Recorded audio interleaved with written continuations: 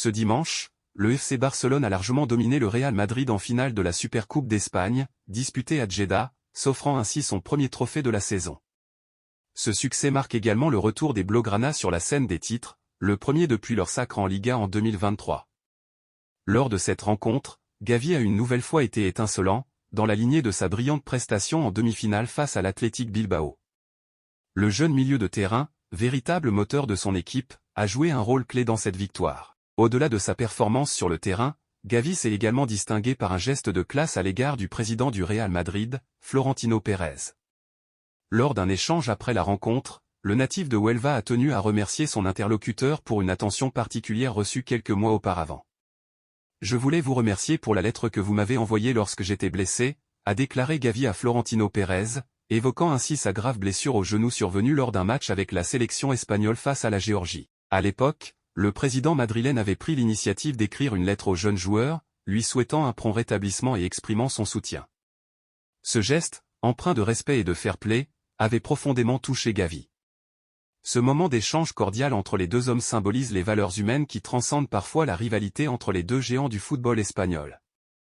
Gavi, désormais pleinement remis de sa blessure, a prouvé qu'il était l'un des piliers du FC Barcelone et l'un des plus grands espoirs du football européen. Grâce à cette victoire en Supercoupe, le Barça peut aborder le reste de la saison avec confiance, tandis que Gavi continue de s'imposer comme un leader aussi bien sur le terrain qu'en dehors.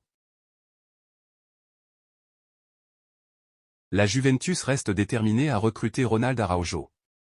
Après avoir vu une première offre de 35 millions d'euros rejetée par le FC Barcelone, le club piémontais prépare une nouvelle proposition de 50 millions d'euros, selon le média Relevo. Cependant, les négociations s'annoncent complexes, les Blaugrana ayant fixé la barre à 70 millions d'euros pour leur défenseur central, dont le contrat court jusqu'en 2026. Un compromis pourrait néanmoins être trouvé, notamment autour d'un montant intermédiaire. La situation pourrait toutefois être influencée par la récente blessure d'Íñigo Martínez, survenue lors de la finale de la Supercoupe d'Espagne.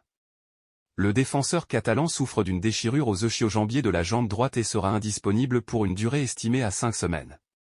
Selon AS, cette absence prolongée pourrait inciter le Barça à temporiser dans les discussions ou même à bloquer le départ de Ronald Araujo, essentiel dans le dispositif défensif de Xavi. Dans ce contexte, la Juventus pourrait se heurter à un mur, malgré sa volonté de renforcer son arrière-garde avec le joueur uruguayen. Si le Barça décide de conserver Araujo, il est probable que la blessure d'Íñigo Martínez et l'importance stratégique d'Araujo dans l'équipe aient joué un rôle déterminant dans cette décision. Les prochaines semaines s'annoncent décisives pour l'avenir du défenseur et pour les ambitions turinoises. Le Real Madrid espérait laver l'affront du lourd revers subi face au FC Barcelone lors du premier Clasico de la saison, 0-4. Cependant, lors de cette finale de la Supercoupe d'Espagne délocalisée en Arabie Saoudite, les Blaugrana ont de nouveau infligé une défaite cuisante à leurs rivaux historiques. Dès la 5e minute, Mbappé ouvrait le score pour le Real Madrid, 1-0, mais Lamine Yamal égalisait peu après avec un exploit individuel remarquable, 1-1, 22e. Un pénalty transformé par Lewandowski, à la suite d'une faute de Camavinga, permettait aux Catalans de prendre l'avantage, 2-1, 36e, avant que Rafinha ne creuse l'écart d'une tête magistrale, 3-1, 39e. Juste avant la pause, Baldé marquait un 4e but, 4-1, 45+10, mettant déjà le Barça dans une position très confortable. La seconde période débutait sur un rythme effréné. Rafinha signait un doublé, tandis que Rodrigo redonnait brièvement espoir au Real Madrid avec un superbe coup franc, 5-2, 60e. Malgré quelques tentatives madrilènes pour revenir dans le match, le Barça, porté par un Rafinha impérial ou élu MVP de la rencontre, consolidait son avantage pour remporter sa 15e Supercoupe d'Espagne. Une nouvelle désillusion pour les hommes d'Ancelotti, qui voient s'éloigner une opportunité de titre cette saison.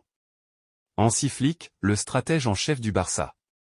Hansi Flick, l'entraîneur catalan, s'est une nouvelle fois distingué par son sens tactique.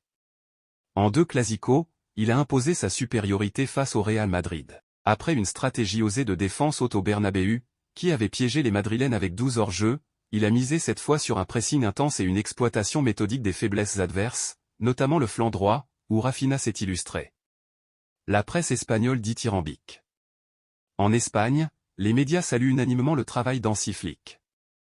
Le quotidien Sport parle d'un « Barça total » et d'un entraîneur qui a su maîtriser le tempo, résister à l'ouverture du score adverse et marquer grâce à ses 3 attaquants. Marca souligne l'intelligence tactique de Flick et l'expose comme un entraîneur qui ne perd jamais en finale. Selon eux, son exploitation du flanc droit madrilène a été cruciale. Carlo Ancelotti, de son côté, a admis les carences de son équipe. Nous avons mal défendu, tant dans le pressing que dans le bloc bas. Cela nous a coûté cher. Avec ce succès, Hansi Flick entre dans l'histoire du Barça en devenant le premier entraîneur depuis Gerardo Martino, en 2014, à remporter ses 2 premiers Clásicos en compétition officielle. Les Catalans, quant à eux, peuvent nourrir de grandes ambitions pour la suite de la saison.